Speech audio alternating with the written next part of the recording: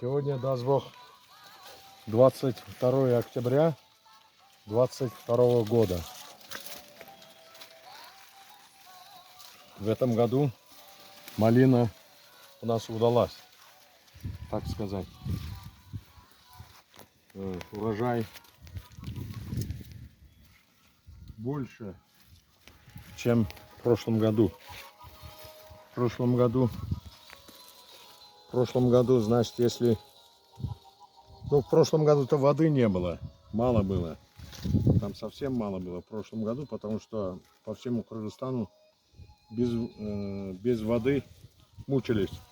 Вот позапрошлом году собирали, воды много было и нормально было.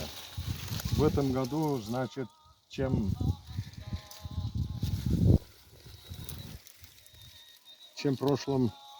позапрошлый год, урожай у нас увеличился почти на 25-30%.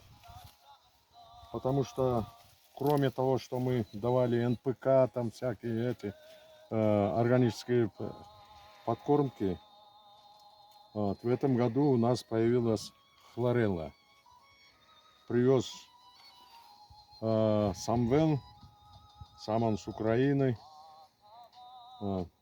новинку привез и предложил нам попробовать вот эту хлореллу.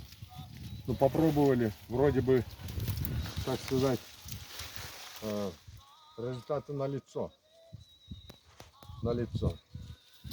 Если, как я сказал уже позапрошлом году, если собирали, например, в день по 500-400 килограмм, 400-500, в этом году доходило до 600-700 килограмм. 600-700 килограмм мы собирали в этом году. Вот такие у нас эти урожаи получаются. Вот, видите ли, бодрые они.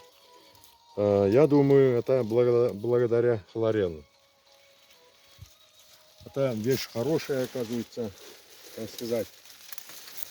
Я бы рекомендовал всем малинщикам пользоваться хлореллой. Вот в этом году мы первый раз, и то мы поздно начали.